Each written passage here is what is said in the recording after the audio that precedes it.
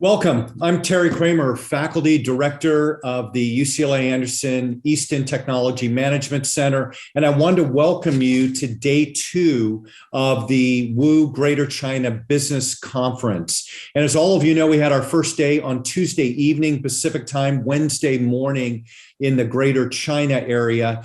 2 great sessions we had on that first day. We had Jennifer Zhu Scott. She talked all about how ubiquitous AI is. She talked about the power of data. She talked about Web 3.0, the decentralized internet, and more of a focus on empowering individuals to manage their own data. We also had a second session that was on the future of e-commerce and a fascinating look once again at the role of data that can ultimately provide for predictive shipments. It can provide for better design of products, can provide for better production of products to eliminate waste. And it's now my pleasure to talk about today's session. And today's session is going to be focused on the future of transportation and the future of finance. Specifically, there are 3 goals for our sessions. Number 1 is to understand the most promising areas of innovation in both transportation and financial services. And innovations not just in products and services, but also in business models. Second goal is to understand the unique context and enablers in the Greater China region that have allowed these innovations to occur. Third goal is to get a better understanding of the types of winners in this area: large companies, small entrepreneurial ventures, unique approaches, etc. In our first session, panelists are going to explain the mobility sector and how that's going to become ground zero for a convergence of players and a formation of an ecosystem that includes hardware and software providers, municipalities, and broader government, creating the opportunity and also uncertainty for electric vehicles, for autonomous vehicles, from players in components all the way to players that provide full mobility service provision. The second session that we're going to have is going to focus on the future of financial services in the region and the ongoing transformation of fintech in areas including blockchain and the role of sustainability in investments. Now, our first session is going to be moderated by Terry McCarthy. Terry is the CEO of the American Society of Cinematographers, former president and CEO of the Los Angeles World Affairs Council, now known as the Los Angeles World Affairs Council and Town Hall, a supporting organization for this week's conference. Terry spent more than 30 years with experience in journalism, television, print media, and nonprofit management. He's traveled throughout the US, Europe, Asia, and Latin America as a reporter covering political, military, and societal issues. In the first session, we'll hear how China's become a global leader in smart cities and over the decade, with targeted technological innovation, has developed smart city infrastructure and invested significantly in the digital transformation of its cities. From clean driving to driverless taxis and trucks, electric vehicles of all types, autonomous vehicles, all of that will change the nature of on-road driving and in the process revolutionize the automotive and mobility industries. For all of our sessions, as you know, we'll have time for audience questions. Please pose your questions via the Slido tool that is embedded in the bottom of your screen. You can either enter in your own question or upvote one of the existing questions. A big welcome to all of our panelists, and let me now turn it over to Terry. Thank you, Terry, and pleasure to be here with such an august panel. Maybe I'll start by really briefly introducing our panelists. We have Stella Lee, who's the Executive Vice President of BYD Company and the President of BYD Motors in North America. She joined BYD in 1996 and opened BYD's first office outside of China in that year, and then proceeded to open offices across Europe and North America. And she now oversees all of BYD's work outside business outside of China. Then we have Feng An, who's the founder and executive director of the Innovation Center for Energy and Transportation, which is based in both California and Beijing. And that is aimed at being a world-class think tank to accelerate transitions to zero-emission mobility and a clean engine energy future. Prior to founding ICET, Dr. An served in various capacities for the U.S. Agency of International Development, the U.S. Department of Energy, their Lawrence Berkeley National Laboratory, and the University of California. And finally, I'm delighted to welcome Bill Russo, who is joining us from Shanghai. And even though this conference is all about mobility, there isn't a lot of mobility in Shanghai at the moment because Bill is locked in like most other citizens in that great city. He is the founder and CEO of Automobility Limited, a strategy and investment advisory firm, helping its clients to create the future of mobility. He's also serving as the chair of the Automotive Company Committee at the American Chamber of Commerce in Shanghai, and has been in the automobile industry 40 years, including 18 years living in China. So I think we have an extraordinarily talented and broadly based panel here. I'm going to very briefly set up our conversation. Of course, climate change hangs over a lot of what is going on now with next generation vehicles. There are some pretty shocking statistics. I don't have to go into all of them, but just let me say, in terms of auto emissions, just the cars in the United States alone generate about 1.5 billion with a B metric tons of CO2 per year. And that amount is about the same from China, a little bit less, 1.2 billion metric tons of CO2 from China. So both countries producing an awful amount of CO2. And I think that globally, emissions from vehicles account for more than a quarter of all of our greenhouse gases. So this is a serious issue. So of course, there's a lot of work being done on other types of mobility. Electric vehicles, of course, are the most well known. China has put a lot of money into electric vehicles. We have our own Elon Musk leading the charge here, but we're still the thin end of the wedge. Electric vehicles only account for about less than 1% of total cars registered in the United States. And in China, it's less than 2.5%. So the growth is coming, but it's starting from a very low base. I thought we might start with that because that's a question that sort of links both the United States and China. Maybe Feng An, you'd like to start with this question. Where do you see this market going, and how quickly can it grow?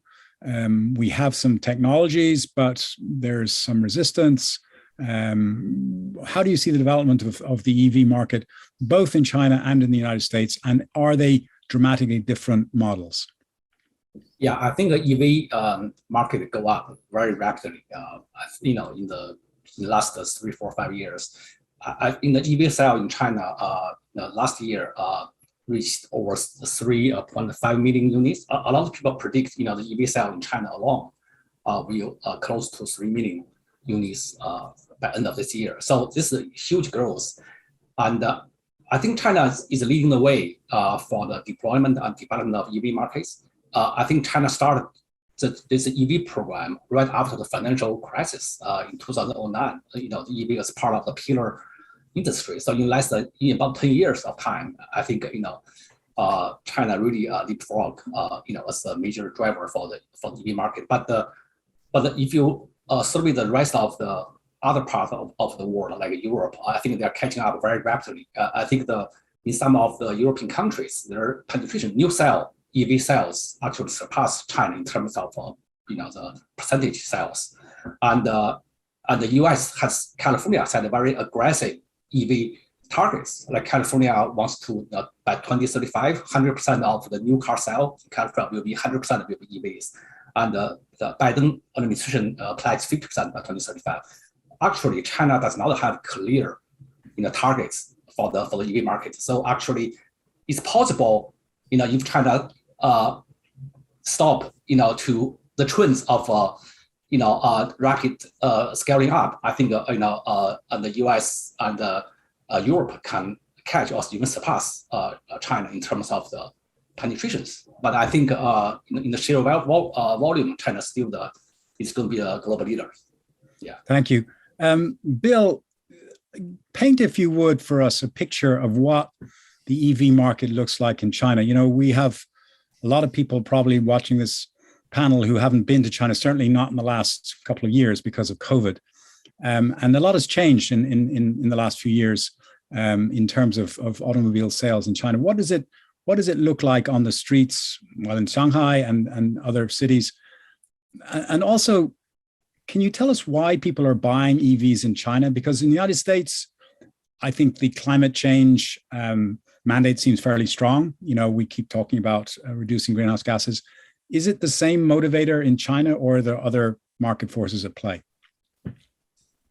Well, you have to, first of all, to go back to your first point on urbanization and pollution and the impact of transportation. If you want, I can tell you anecdotally, from having been locked down for 7 days and the city being locked down for the better part of a week, I've seen more blue sky in Shanghai than I've seen in the 9 years that I've lived here. There is a definite link between human activity. When you stop human activity, the environment gets instantly better. Right. So transportation and human mobility contribute vastly to the environmental problem that we have. Now, what's different about China? What's different about China is that much like California, it was a heavy dose of intervention. And I'd say in the midstream and upstream investments in the development of the electric vehicle supply chain and manufacturing capacity. Understanding that energy security for the nation was a priority, and that an industry like automotive, where the core intellectual property of that industry is tied to the internal combustion engine, China was always a dependent nation when it came to both energy resources as well as the intellectual property for the core asset of the mobility device itself. So the electrification push, and there was definitely a push, as Feng alluded to, since 2009, with promoting EV as a national priority and having it part of the 5-year plan dating back to the 863 program, even before, right, really at the turn of the century, recognizing that this was going to be a key to the industrialization of China and to the economic development. It was recognizing that mobility stands at the core of economic development, and that the intellectual property of how we build and supply mobility devices is going to be an accelerator for forward economic development. It's understanding in the historical context that mobility innovation is at the core of economic development. Putting enough incentives into the market to get manufacturers to experiment with the technology, to build out the capability to produce EVs, that was at the inception. But it was never a market-driven development until 2020, until June of 2020, with the launch of the Tesla Gigafactory in Shanghai. The market shifted from a push to more of a demand pull economy, where retail consumers were now shopping for EVs. And the beneficiary of that isn't just Tesla, it's all of the EV manufacturing companies. BYD, we'll hear from Stella. You broke the barrier of selling 100,000 units in March. Congratulations. Clearly the market leader. But now we're starting to see this shift of consumer interest in the product category. But it is not, and I will emphasize this, it is not driven by environmental.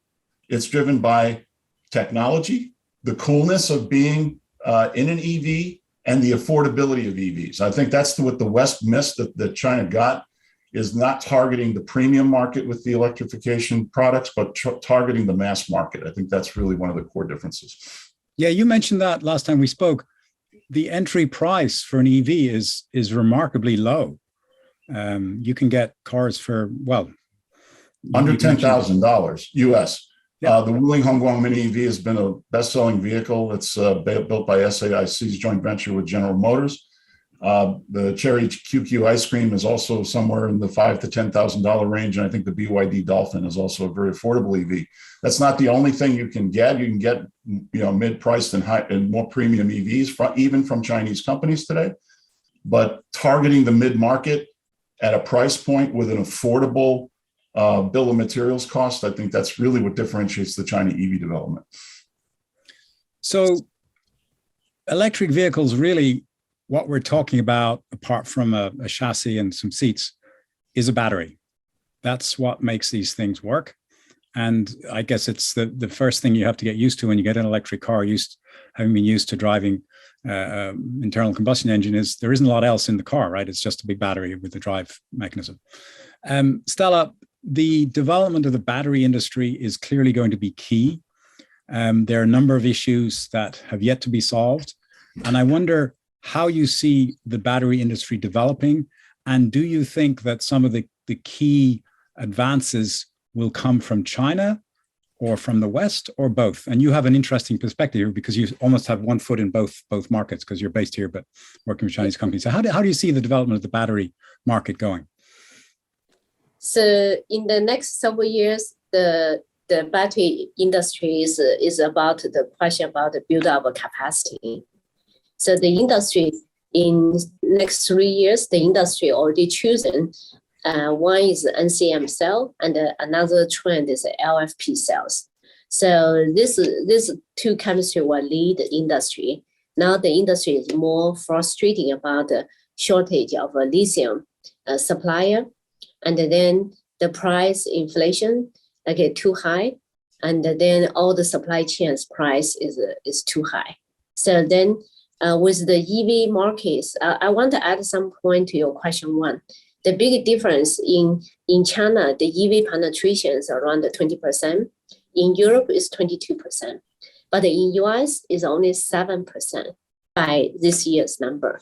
By last year's number, is less than 5%. So there's a big difference here. And also second difference is for the fleet in US market, we're talking about the car. Tesla is the only company has the model can supply the volume. Other companies introduce model, but they could not deliver the volume yet. But then Chinese market is also focused on fleet. This fleet including the buses and also trucks, and then all the taxi. So this portion you will see Shenzhen, city of Shenzhen, all the taxis electric vehicle, all the buses electric vehicle. And then maybe in next 2 years, all the trucks running on the city will be electric vehicle. So then this same thing happened in Hangzhou, in Xi'an, in different cities. But we did not see in US, the fleet has been heavily electrified yet. So I think that's the huge difference. Because the fleet, when you do electrification on the fleet, naturally you will build up the charging infrastructure to support the charging. Then this will give the foundation for the people to build more charger for their passenger car. So then you automatically solve this charging infrastructure issue. As regarding the battery technology, a lot of people talking about state solid cells, and then that is for R&D, and then it still will take some time to be commercialized. And also as today, I think Bill mentioned BYD car. BYD also introduced EV luxury model in China. So the next Han EV we have is already promoting 650 kilometers range per charge. And then this vehicle's chemistry is LFP. So without blade cell FLP, so give you energy density, but also give you the safety of the cell. So I would say the battery technology next several years will continue maybe pushing for higher energy density, but at the same time, the whole car design will be more optimized, and then to make the vehicle has even similar cells, similar pack, but it can drive a much longer distance. So our first Han EV introduced to the market, the driving range is around 400 kilometers. But then for the next one, the driving range will go to 650 kilometers per charge. So that's the direction it's going now. And China versus the rest of the world in terms of battery advancement, technology development? You will see in the battery supply chain, you're talking about the NCM maybe family and the LFP family. So China is many, they jump from NCM cell, now switch to LFP because of the safety issue. And then if you see overseas, still a lot of people is using NCM cells.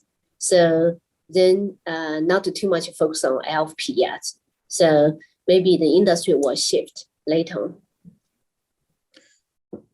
One of the remarkable statistics that UCLA so kindly dug up for me as I was preparing for this is the amount of time that cars are not used.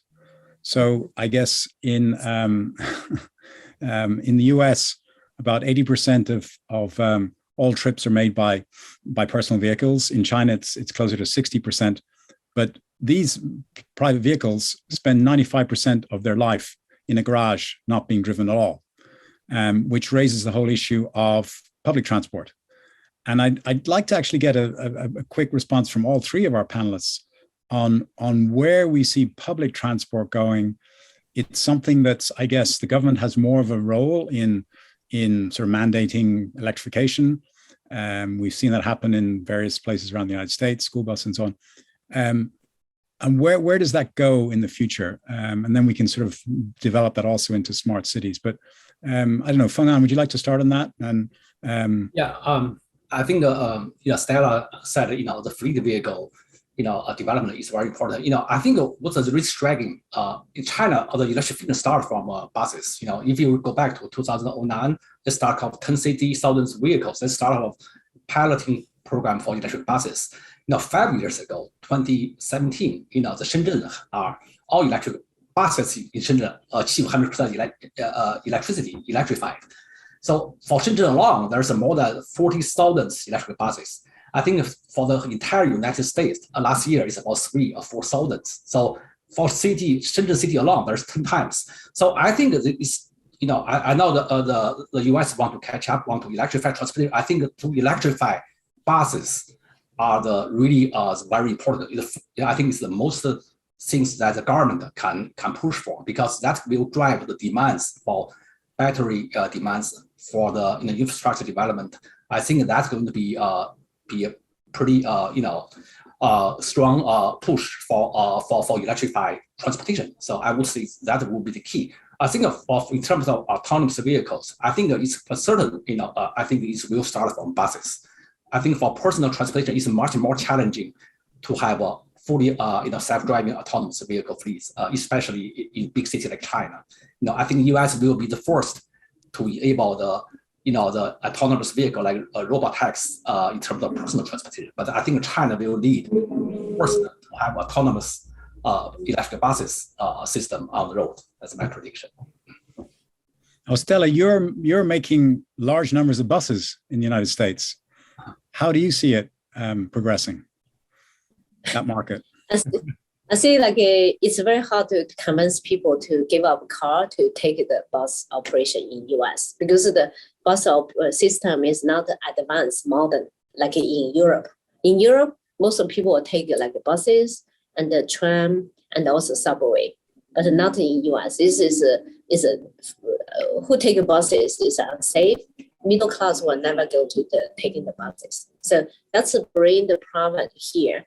So actually, in US, the infrastructure's need is a more advanced solution. As some like a SkyRail, like we are introducing now, is like a more modern and then more quiet, more high end.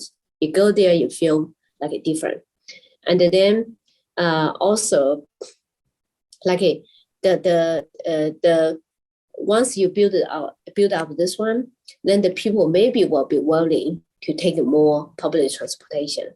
So I would say in China, because of the traffic issue, and then the nature of the people, really enjoy the buses and also subway. So more people will maybe start to move away from their car to take, or maybe Uber, Didi in China is, and then also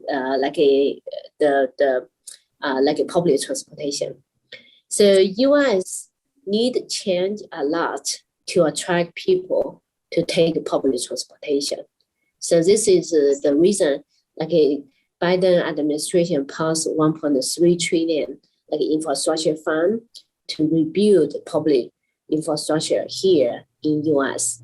And also You mentioned very good question. Is a very interesting model for electrification. If your car you buy 90%, you park in the garage, you don't drive, and then now with the new technology like a V2G, V2L, so if it's EV, you can actually trade electricity while you like parking there idle, so you can make some income.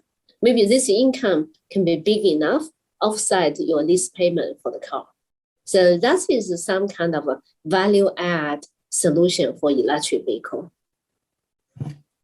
Bill, you've spent 40 years in the automobile industry, and you surely know better than anyone how much, particularly in the United States, people's identities are defined by the car you drive, right? And that's what advertising of different car models is targeted at. You know, you have a certain character type who drives a certain type of car, and so on and so forth.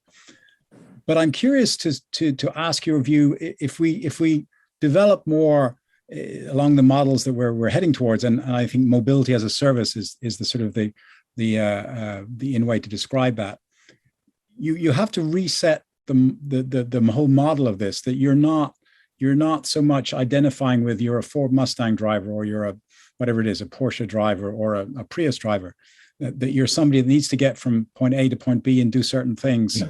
And there are certain ways that you can do that with certain financial, you know, you pay more for an Uber than you pay for a Subway, whatever, so on. I'm wondering how you see that developing, particularly in China, and to what extent that would require government intervention, and how much of that comes from the market, and how this all plays out, because it seems like there are a lot of different directions this could all go. Yeah, well, first thing you have to do is it's not conflate ownership and usership, because they're two different use cases that the same person can make different choices. So we tend to look at people and say, okay, are they going to buy a car?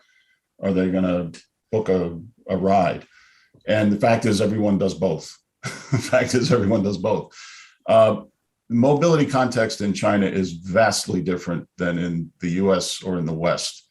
Far more people ride than drive, even if they own cars. People tend to have short distance commuter patterns, and most miles that are traveled in commuting short distances. So we're not talking about urban to suburban. That's not the normal. Some people do it. If they like to spend an hour in traffic, they do it. Most people drive short distances in cities. The economic engine of development of China has been urbanization. You know, this is a population that was 20% urbanized in 1980. It's 65% urbanized today. People have moved to cities to accumulate better lifestyles, better more upgrade their lifestyle. But as they move to cities have become more congested, which is in the world of dense urban populations, commuting in a cell phone vehicle is a pain point.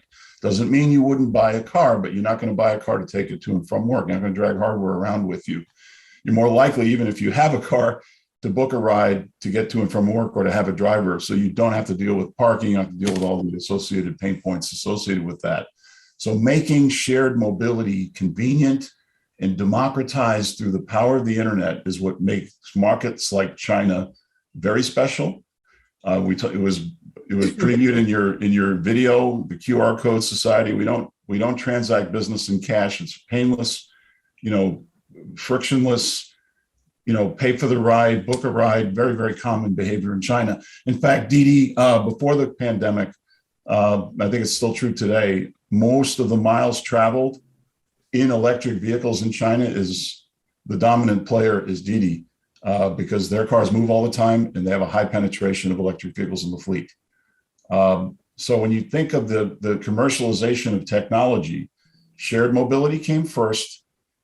Intelligent connected vehicles are now the standard, right? The cars have to be connected to the transportation system and to the users that orchestrate the platforms for mobility. Electrification makes sense in shared mobility. Why? Because it drives down the cost of operation of the vehicle. It's easier to maintain, lower fuel costs, and autonomous driving will eventually reduce the driver cost. So the power of the internet and its algorithmic ability to precisely match mobility demand with the supply of mobility devices is the key disruption and has been the accelerator for the exponential growth of these technologies. Bill, just one more follow-up, and then I'm going to go to the other panelists from the same topic. So when you arrived in China 18 years ago, the model was, you had foreign car companies, the Volkswagens and the GMs manufacturing in China, and China learning from that and starting to build its own car manufacturers. And yet we still have not seen really any significant export of Chinese cars to certainly the United States. I mean, buses, that's what Stella does, but the cars, no.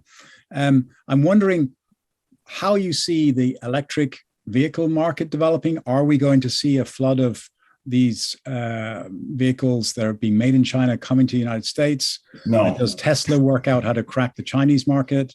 And how is that going to play out? You will see Chinese components embedded in vehicles that are sold in the United States first. I mean, You're probably already seeing that a little bit with Tesla today. They buy a lot of batteries, LFP batteries. They did NMC, as was said earlier by Stella. But in China, they pivoted to lithium iron phosphate to be competitive on price. You'll see more and more companies making EVs with supply chain relationships with companies in China.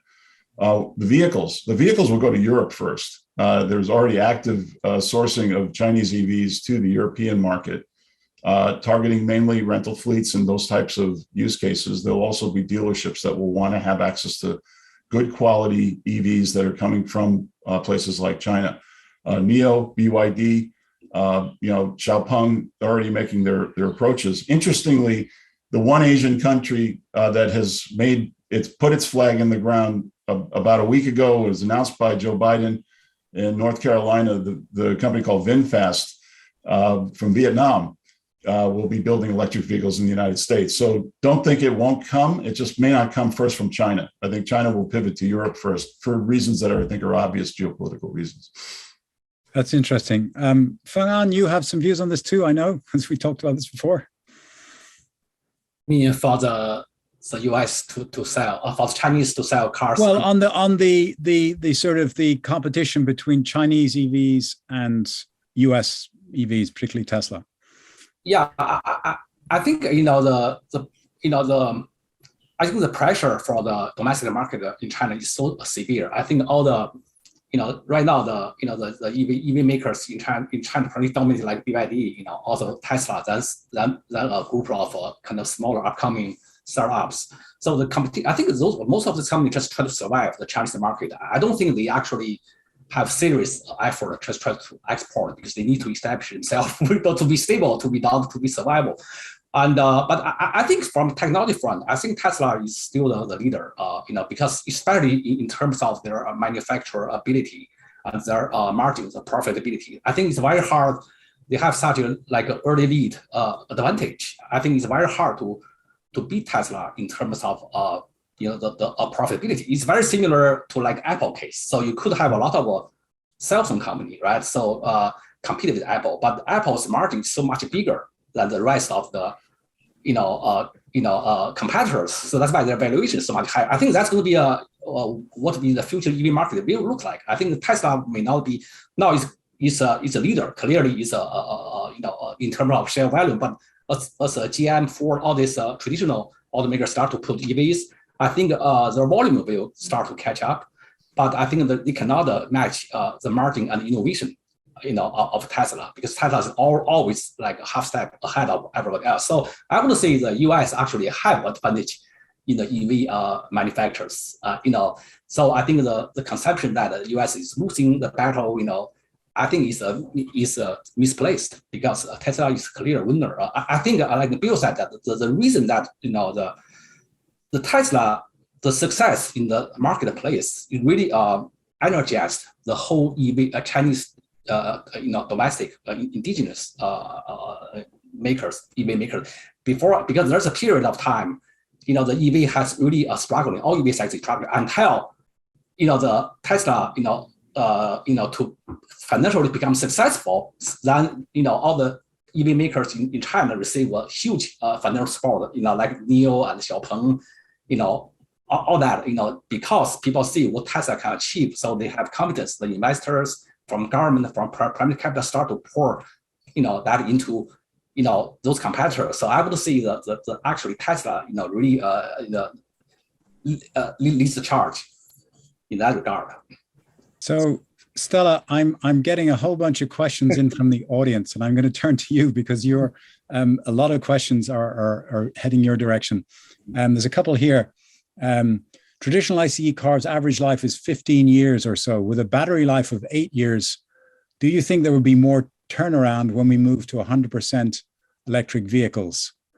And then there's a second question, which is about EV battery demand on minerals. Are there sufficient accessible minerals and materials to meet the demand for EV batteries in China and the US over the next 5 to 10 years? So what about the battery life versus the lifespan of the car? And how about the components for those batteries? So all are very good questions. So actually, for current technology, LFP is showing up the advantage is they have a longer lifetime. So in our lab, we do like this 1C charge, 1C discharge, finish on the pack level is 10,000 cycles. That means without consider you lost some range there, then the battery can last for 30 years. So when we design the EV, our destination is design the batteries as long the battery life cycle is as long as the vehicle itself. So even if it's retire from the buses, from the trucks, from the consumer car, we can repurpose, put into the battery storage. So that's our destination. So by that reason, if there's some company using cobalt-based like a battery, you get a higher energy density, maybe you get a less weight, you get a longer driving distance. But the problem is the nickel, cobalt, the content is the one have limit. So our opinion, speech in the very beginning is always like we should for massive like 100% transaction to the EV, the LFP cells is the best solution because you can get even today maybe lithium carbonate price is higher in the history. But then this is just because in the short term the supply chain have a shortage. Then you have a lot of middlemen to produce to do the work here. Then the industry supply chain the 10% shortage enlarge amplified to 30% shortage. But then this will be smoothed once the industry rebalance in next 3 years to be more focused on the the supplier, the cost of lithium carbonate will be smoothed and then to be stabilized. And then in the earth, there are two a metal is a rich resource. One is iron, the second one is lithium. So you can get even lithium from the ocean. So you just in the next 10 years, with all the refining technology improved, then the cost to get the lithium will be also reduced. Then you have a lot of a place you can get a lithium. There's another question. Let me just add it to you, Stella, and then I'll move on to some others for the other members. But the question about battery disposal, sort of the other end of this cycle. And you've said that you can make the battery suit the age of the car, 15 whatever plus years. But what about techniques for disposal of batteries?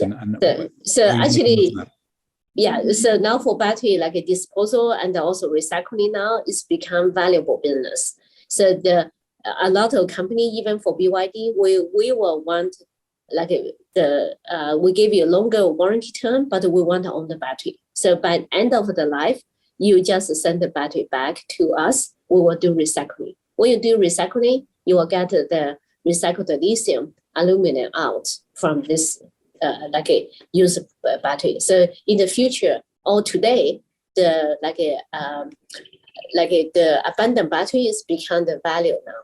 So a lot of companies fighting for that, want to do recycling business. Okay, thank you. So here's a question for maybe Bill. China has set a target for new energy vehicles to make up 20% of new car sales by 2025, do you think the Chinese government will increase this target, I suppose, increase that number percentage-wise beyond 2025? Well, when they hit it in 2023, it's going to need an adjustment. We're already had months where we've approached 20% Wow. in 2021. I think across the board it was 13% for the year, yeah, it's definitely we're going to surpass. Barring any reversal of trend, which is unlikely, right? Because the market's scaling, more and more entrants. The global automotive industry, having worked in it for a long time and having managed capital investment plans, it's too capital intensive to bet on two horses in this race. You've got to decide one or the other. And what you're seeing is a massive shift of the global automakers toward the electrification. When the Japanese finally threw their hat in and said, we're going to go into the EV, that said, bets are off, right? They were holding on to conventional hybrids and ICE assisted propulsion on the hopes that maybe fuel cell would replace battery electric vehicle. Clearly, fuel cell is too far down the road to even imagine it being in the strike zone of the capital investment plan. So BEV is the game. Everyone's going to play. The question really isn't whether it's going to hit 20%. The question is how high will it go and how quickly will it get there, and who gets to share that pie. The foreign OEMs in China, you talked earlier about foreign OEMs opening the market. They have for the longest time dominated the automotive industry in terms of market share. When I first came here, it was 2004, and it was pretty much a very small slice for the Chinese. It was pretty much all of the Sino-foreign JVs selling all the products. Today, automotive sales, about 60% of the market goes to the foreign brands, 40% to the Chinese brands. In the EV segment, it's 80% to the Chinese local brands. 80%. The other 20% is pretty much Tesla and everyone else. Everyone else is other in China right now. But they're all now committed because they can't lose China, right? But they're late, and the Chinese have the early mover advantage in terms of the electrification trend. So Terry, I'd like to add this one. We're in the car industry. We know the market very well. Actually, the EV penetration in last year is 20%. It's 19% in 20%. But our EV is including like a plug-in hybrid and also EV. And then by this year, in the figure of March, like a BYD delivered like 100,000. So then we are one of the leading company in China. And then by monthly number is March, the China EV market already be more than 30%. So this is 30, also this year, the compared with last year, the difference, the pure BEV ratio is increasing. Before it's 50 to 50, now it's almost 70 to 30. This is a trend. So once the market became like a more than 30% or 35%, it's become the market driven.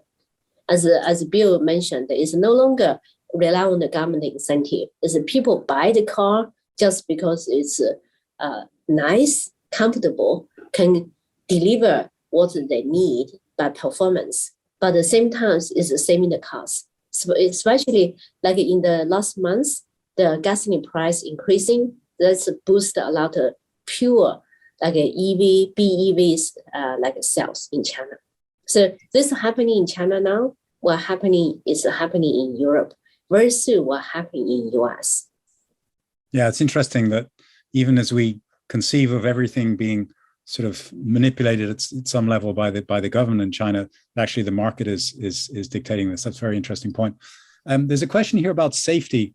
As we transition to EVs, how do we ensure economical but also high quality components without compromising on the overall safety of the vehicles? I don't know, Bill or Feng An, do you want to approach that question? I can answer this one. Or Stella, so, yeah. So that's the reason the market need to shift to LFP.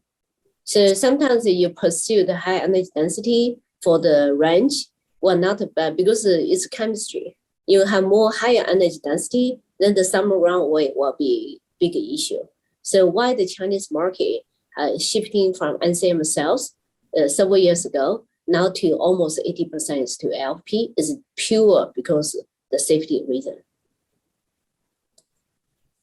Okay. Just going through these questions here.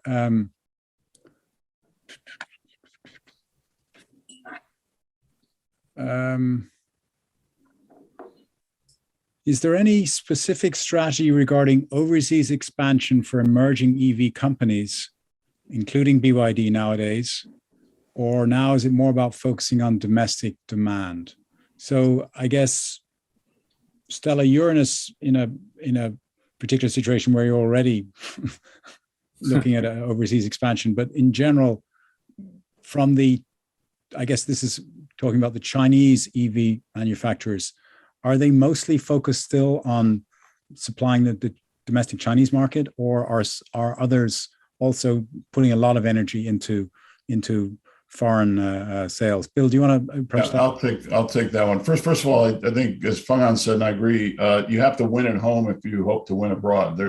If you're not strong in your domestic base, and you have the advantage of your supply chain and your proven, manufacturing ability to scale your manufacturing operation, then trying to do something abroad, I mean, it's kind of putting the cart in front of the horse, if you will. So I think it's important that the Chinese companies win at home. And it's also important to note that being able to say that you're going abroad is very, very important to the psychology of winning at home, right? When somebody says, I'm going to sell to a Chinese consumer, I'm going to sell in Europe, or I am intending to broaden my base to the West, that says to the Chinese domestic consumer, this is a global trusted brand. So there's a lot of that psychology in the marketing of the go abroad strategy. Having said that, there is definite demand for Chinese EVs, especially coming from Europe, not so much from the United States, and for reasons I think we all know. It's the geopolitical tensions associated with China right now. But Europe is clearly in the game, clearly wants participation from China and Chinese companies in the market, and is actively shopping for companies to collaborate with. But to the point of is there serious intent? Absolutely there is. Norway, Northern Europe, Central Europe, Chinese companies have already put the flag in the ground. BYD, SAIC, MG brand for SAIC. There are even startups trying to move, like NIO, Xiaopeng, AI Ways, that are already establishing supply distribution partnerships in Europe. But the key question you have to ask is it a credible winning strategy if you don't have a stable base of demand here in China first? Fenghan, I wonder if you could talk to this. I'm not sure how easy it is to pose this question, but just to tag on to what Bill is saying there. So he's already told us that the main driver for adoption of EVs in China is not considerations of climate change or, ecological value. It's more the technology and the price. But clearly, the climate change factor is very strong in Europe, probably stronger in either China or the US, right? So I'm wondering, is there a difference in the way these Chinese firms who are starting to look at the European market, in the way they market and present their vehicles in Europe to the way they present them in China? I mean, are they sort of two different playbooks that they're reading from? I want to add one thing for what Bill said. I think another driver is the restriction of sales internal combustion engine vehicles. So if you Beijing and Shanghai or Shenzhen, it's impossible to buy the internal combustion engine vehicles. And I think they got a lottery system, they got a licensing system. So I think that's a big driver. I would think that maybe more than technological driver. It's like a restriction of selling internal combustion vehicles. I think your question about whether it's driving the concern about the climate change, I think I would think it's very similar. The Chinese citizens are very similar to the American, US citizens. There are consciousness about the climate, environmental issues. And so they will see the right things. I think the automakers will see the right things, and the consumer will see the right things. But I think eventually it's not maybe the primary driver. I think the concern of climate change is not as strong. In China, it's very similar. I think Europeans are really concerned about climate change. I think there are a lot of reasons behind that concern. There's a special vulnerabilities of Europeans in terms of climate and reliance of other fields. But I think for China and the US, I don't think that the concern of climate is not as strong, and as in the Europe. I think people understand that there's a lot of doubts about the climate science, in China, even and even in the public space. So I think also people feel like this is more likely. So if you talk about the climate, electric car, talk about the blue sky strategy, the clean, zero emission tailpipe emissions. So that actually is more appealing to consumers than talk about the carbon emissions. Yeah, that would phrase it that way. Stella, you're selling in Europe and in the United States as well as China. Is it a different sort of marketing message that you have for these different territories? Yeah, I want to add some word here. So actually, every country in the initial adoption is driven by the government money incentive. Then later is driven by the policy. And now after everything infrastructure built up, and then it's driven by economy. So this is the three steps going forward. Even for Europe, why Norway have 90% of the EV penetration? Because the government gave a huge incentive. Even it's not you don't need to pay a lot of tax. Then even you driving the EV, you go to the shipping the boat, you don't need to pay the toll fee or 50%. The parking is 50%. So if without this kind of policy, the EV, the consumer buying the EV motivation just because it's environmental friendly, reduce CO2, they have, but when they also consider the money-wise, policy-wise, then they were still not really so aggressive to buy. So even till today, Europe still have a big incentive for the consumer to buy the EV because the European system driven by two reasons. One is Europe, when you buy the car, you need to pay the kind of a pollution tax. That is almost 30-40% of the vehicle's cost. But if you buy EV, this is gone. And the second, the gasoline price in Europe, I live in Europe for 2 years, is very high. It's more expensive than in US. So if you drive electric vehicle, you can a special electricity cost from government. Then the usage of the vehicle will be much lower, 20%, 10% of the cost.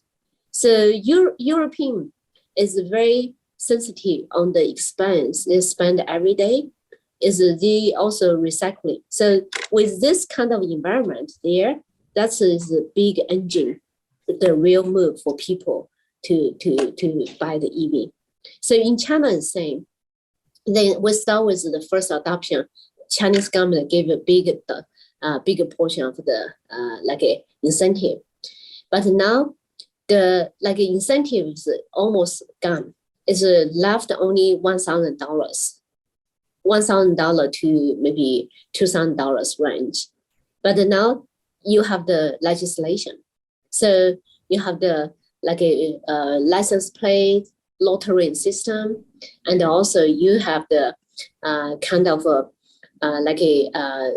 if you drive EV, you go to the parking lot, you can get a priority parking.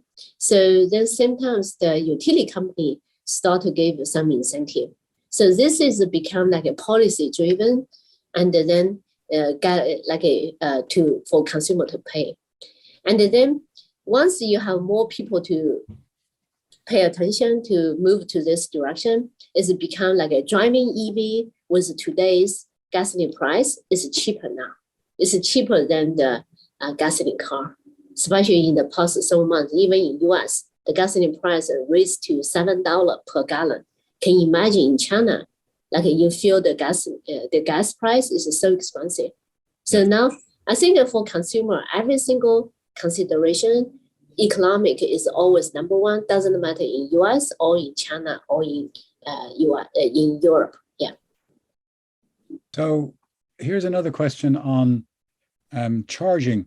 Since battery technology is evolving, will charging stations become the norm, or are battery swap stations still a possibility, or will we see a hybrid of both?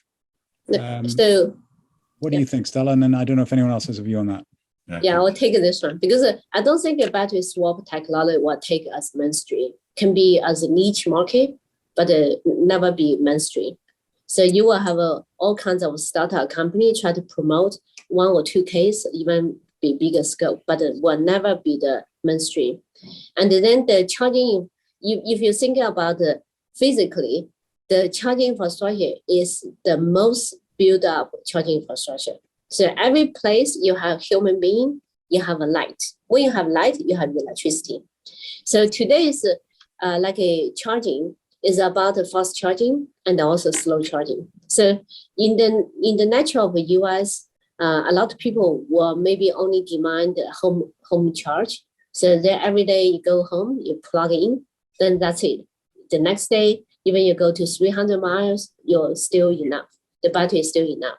If you go further, which your data will be showing only 10% of the people driving more than 300 miles per day, then you can do quick charge. The fast charge is just take like 30 minutes. You can charge the battery from 30% to like 80%.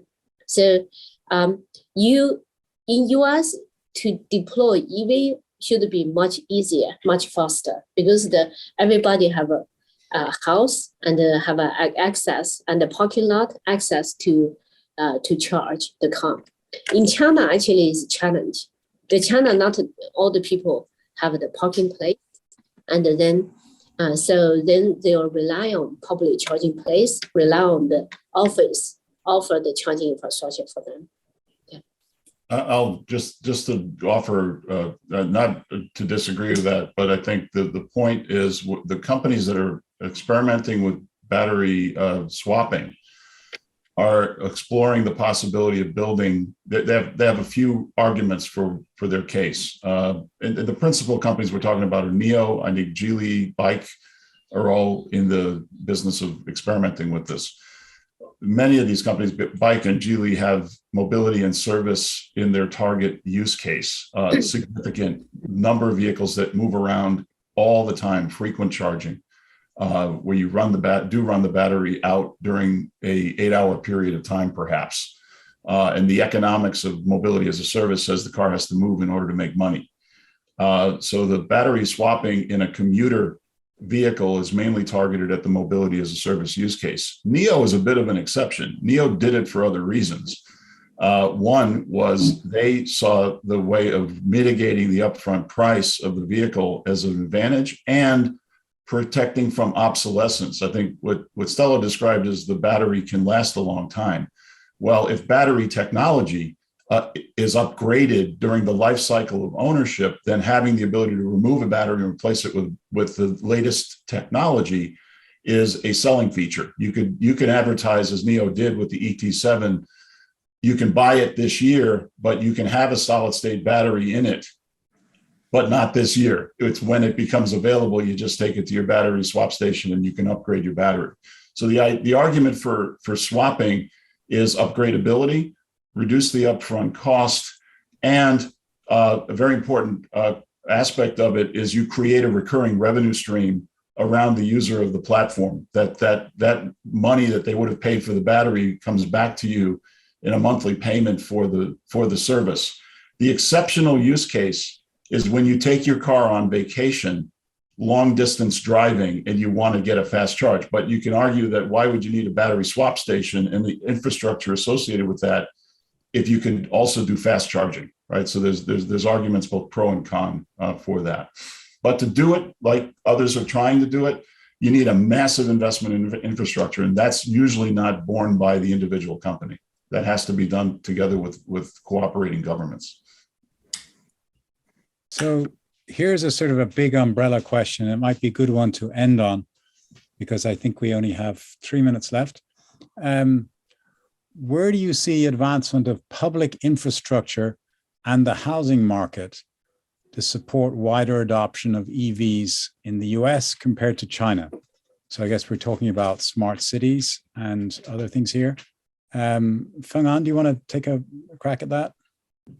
I'm not really clear exactly what that kind of question is. I think, the charging, I think government play a key role in the building the infrastructure. That's why US have a huge, investment, the Department of Energy and work with the transportation, to develop the charging, I think that's the same thing in China. Right now the challenge is to build up the charging, that not want the charging become a bottleneck of development. When you have penetration over 20%, 30%, I think the charging, especially the vehicle to grid integration, not just the charging, it's also the V2G, V2X. This integration I think become critically important. Because you have to smart charging. You can't charging at the same time during the the rush hour. So you have to charge, or same time you have to to charge during the valley time. Make sure you don't overwhelm the grid. So I know time is short. I just need to stop here. Bill, do you have any final thoughts on that? Yeah, we think of vehicles as EVs, but think of them as smart devices, smart EVs. And right now, powering the wheel is the main focus of the automotive EV company. But powering the home, powering the grid, and having bidirectional communication between the storage devices and the energy generation infrastructure, that has to be part of the smart city design, or the smart infrastructure design, the smart transportation network design. So I think we think about it when we think about upgrading the technology portfolio. You have to also think about how to add the intelligence to the storage and distribution of charge. Okay, well, our time is over, so I'm going to first thank Stella and Bill and Feng-An for all your excellent fielding of these questions, both from me and the smarter ones from the audience. And thank also UCLA Anderson for hosting all this. We're going to take a 5-minute break. And when we come back, the second panel of the day will be on the future of finance. So thank you all for joining us, and we'll see you in 5 minutes.